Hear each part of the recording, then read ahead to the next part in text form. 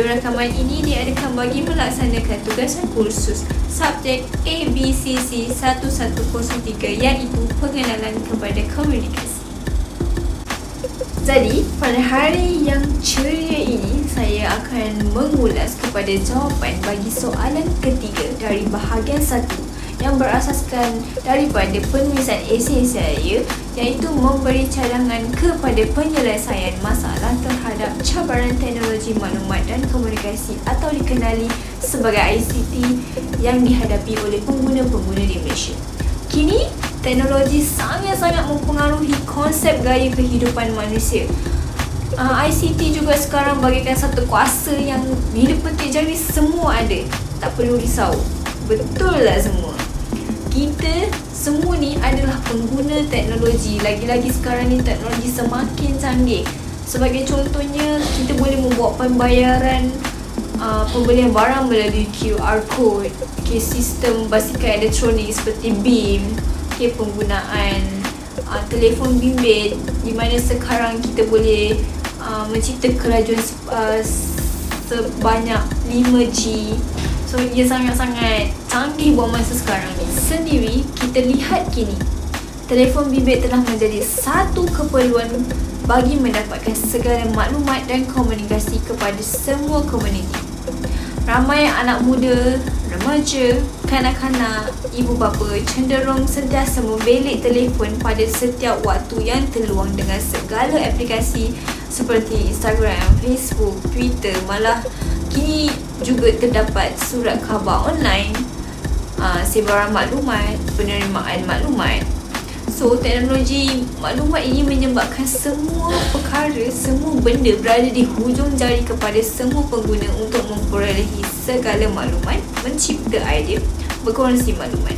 Namun dari sudut positif ini, pengguna akan menghadapi cabaran-cabaran sekiranya tidak pandai menggunakan teknologi dengan cara yang betul.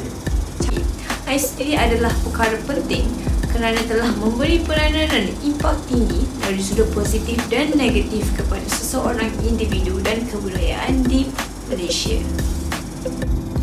Antara penyelesaian masalah terhadap pengguna ICT yang boleh saya terterakan adalah yang pertama, mengubal undang-undang cyber. Ada di kalangan pengguna teknologi menyalahi penggunaan pemakaian internet di dalam pelbagai urusan yang boleh melibatkan diri, politik, negara, bangsa, agama dan keluarga dengan melakukan jenayah cyber yang semakin berleluasa.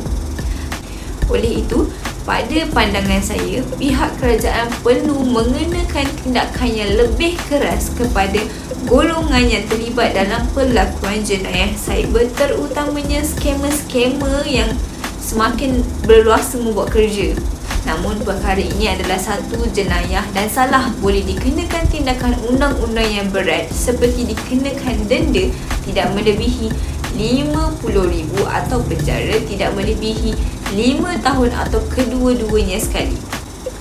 Pihak kerajaan juga perlu melihat dan memperbetulkan undang-undang cyber seperti Akta Jenayah Komputer iaitu Akta 563, Akta Komunikasi dan Multimedia 1998, Akta 588, Akta Cekera Optik 2000, Akta Tandatangan Digital dan Akta Teleperubatan 1997 bagi membendung permasalahan ini secara berlanjutan.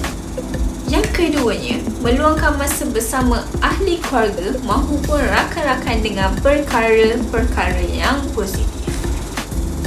Kita ketahui, golongan remaja paling mudah untuk menerima segala perubahan teknologi.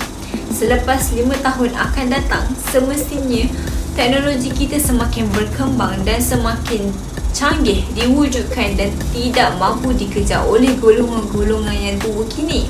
Kebanyakan masyarakat menggunakan masa yang lebih untuk melayari internet dengan aplikasi interaksi seperti WeChat, WhatsApp, Facebook, Line untuk mengenali dan berhubung dengan orang lain secara lebih meluas.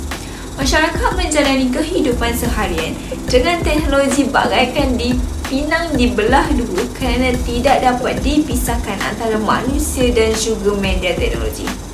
Sebagai contohnya, masyarakat terutama golongan remaja kerap sekali melayari aplikasi game online jika ada waktu terluang, sehingga mereka ini leka dengan urusan-urusan lain, terutamanya urusan pembelajaran.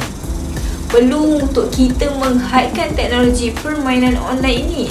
Sudah semestinya mereka ini perlu sentiasa mengulang kaji pelajaran agar pelajaran mereka tidak terus merosot. Cabaran mereka terhadap teknologi sangat dititik beratkan kepada golongan ibu bapa agar sentiasa memantau anak-anak mereka, seperti ajak bersukan dan membuat penjadualan pembahagian waktu yang betul bagi melayari perkara yang melibatkan teknologi. Ketiganya, memberi kesedaran, menasihati dan memantau yang lebih kerap dari pelbagai pihak. Pengguna kini yang tergolong dari kanak-kanak dan remaja perlu diberikan kesedaran, pemantauan yang lebih kerap supaya mereka ini tidak melihat perkara yang tidak bermoral seperti sumber-sumber, cerita-cerita, gambaran lucah. Kita ketahui bahawa di laman internet apa yang kita nak cari hanya type dan klik sahaja menggunakan tikus. Semuanya pasti akan keluar tanpa ada sebarang sensor atau pengawasan yang lebih ketat. Mereka ini boleh melayari semuanya tanpa fikir sebab dan akibat.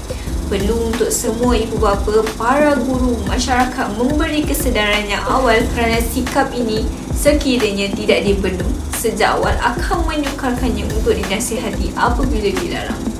Kita boleh memberi kesedaran dan didikan dengan mengaitkan unsur-unsur agama agar mereka tahu perkara tersebut boleh menjadikan satu dosa. Apabila dibentuk lebih awal, mereka akan mudah memahaminya. Apabila di rumah pula, ibu bapa diminta untuk meletakkan komputer di ruang terbuka dan berlampu. Jangan sesekali meletakkan di ruangan tertutup seperti bilik gelap dan jauh daripada ruangan yang lain. Kita tidak ketahui apa yang mereka lakukan kerana dengan ruangan yang gelap mampu mendorong mereka melayari media kurang baik dan merosakkan minda. Kesimpulannya, saya berharap cadangan penyelesaian kepada cabaran pengguna terhadap ICT mampu mengubah komuniti di Malaysia dan budaya dengan lebih baik dalam penggunaan media teknologi yang semakin besar. Ibu bapa, guru dan golongan yang paling terdekat perlu membantu dalam mengatasi segala cabaran kesan teknologi yang ada dalam kehidupan seharian manusia. Maka perlulah kita bersama-sama membina hubungan yang baik dengan interaksi secara berhadapan berbanding melebihkan konsep teknologi kerana ada kalanya teknologi ini mampu memberi kesan yang negatif kepada semua orang.